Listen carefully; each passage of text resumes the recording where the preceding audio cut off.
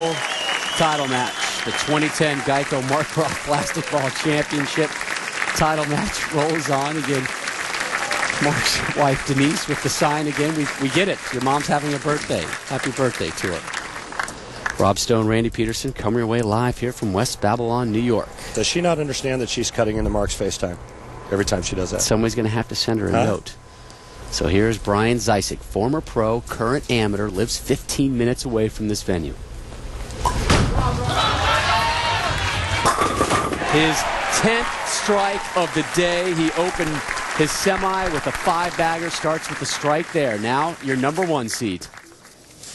Making his 3rd TV appearance this season, he won his first PBA Tour title here last season on his way to becoming the 08-09 PBA Rookie of the Year. A 2-time World Bowler of the Year from Orange, New South Wales, Australia. Please welcome Jason Belmonte. Great fan support here in Long Island for Jason. Again, he won here in this venue last year. It was the Bowling Foundation Long Island Classic. He beat his buddies Michael Fagan and Bill O'Neill for the title. Opening jack for Belmo, and here is Jason on what rolling a plastic ball means to him this week.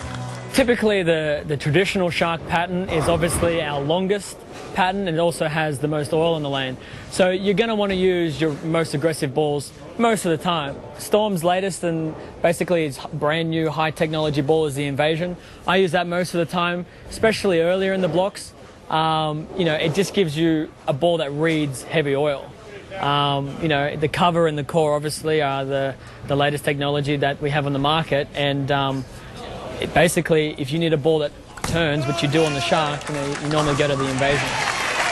Back-to-back opening jacks for Belmo. Last year at this event, at this center during the Long Island tournament, it wasn't a plastic ball tournament, but Jason Belmonte used a plastic ball exclusively on the right lane.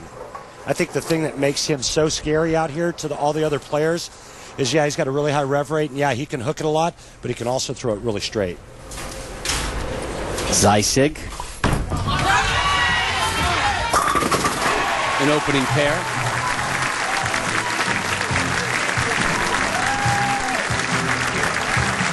Time now for the bear breakdown and the Zycik headshot. We need to maybe do a little work on that. He caught us off guard by making the show as an amateur, and here he is trying to make his first victory on the PBA Tour. The amateur taking on Jason Belmonte. Now watch Zycik's approach. Very interesting. He calls it very awkward. Since a kid, he's bowled this way. Left hand, doesn't use it for balance. It'll go right to his knee. Another strike. It looks odd, but it works. He was telling me a story about Patrick Allen. These guys, good buddies from Long Island, growing up, and PA would go to him, "Yo, Hoss, how do you do that?" And Patrick would try and bowl by putting his right hand on his knee, and he almost fell over. He said, I don't know how you do it. And for Brian, it works, plain and simple. Hey, that's why this is such a great sport. I mean, different styles, lots of different ways of getting it done. You're looking at the future right here of bowling. This two-handed style is to me, is just crazy. It's amazing. Leads the 10. Do you really believe it's the future of bowling? Well, I think that you're going to start seeing it more and more where players aren't going to use their thumb, whether it's a two-handed style or young Johnny Petraglia Jr. not using his thumb like Mike Miller used to do back in the 90s. You look at Mark Roth, who's sitting just behind Jason Belmonte, and if you remember back in the day, Mark Roth's thumb looked like somebody took a hammer to it after every block. Mark Roth went through more new skin and trying to patch that bloody, deformed thumb up. Well, now what the players are doing, a lot of the players are taking their thumb out of the ball and taking it out of the equation. We even saw Walter A. Williams Jr. in warm-ups throwing it with two hands. I just think you're going to start seeing more and more players doing it. So what you're telling me, not a lot of hand models on the PBA Tour. Well played, Mr. Stone. Belmonte in the 4th off of a spare in the 3rd. Oh, he heaves this one. And an explosion around the 10-pin again. Good frames. All right, so that's going to be the issue. I think both players are going to have zero trouble hitting the pocket. We've seen that all day long with huge scores. But because of the velocity of Jason Belmonte and that rev rate, he's left back-to-back ring and tens after starting with 2 strikes.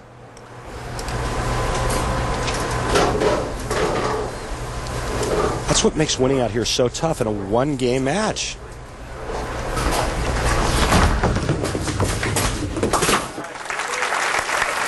So a spare for Belmonte and Belmo with a pair of spares. And Brian, you see those back-to-back spares from your opponent. What does that do for you entering the fourth? Makes me happy I wasn't bowling him. Well, that's right. I did bowl him last night, and he shot 299 at me. So at least his average is going down against me. Is he great or what? I told you he has a great personality. He's just an awesome guy, man, and it's just really great to see him doing this. And here he is, looking to start with 4 in a row in our title match.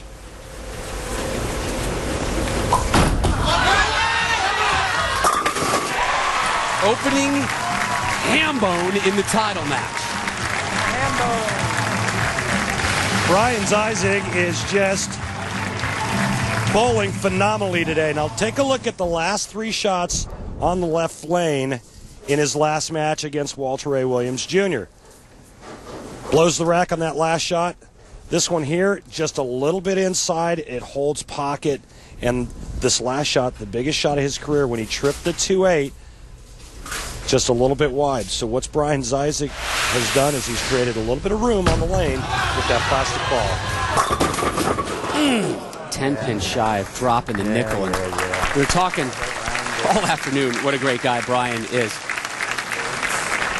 As first of all, we like to thank Karen Whittall, the Geico supervisor, for being here, and Geico's sponsorship of this Mark Roth Plastic Ball Championship. And we're talking about Zeisig. This kind of sums up what kind of guy he is. I don't think I've told you this story. Called him this morning.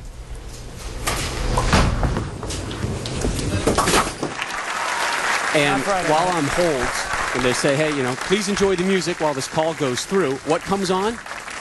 If you like pina coladas. The Escape song, the Pina Colada song from, Rupert Murdoch, is what he paid to put on his cell phone. He's like, I asked him about it. He's like, yep.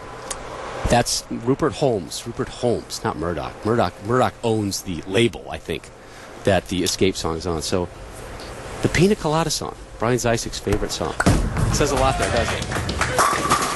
Belmonte back on the strike train. I can't believe you're keeping things from me.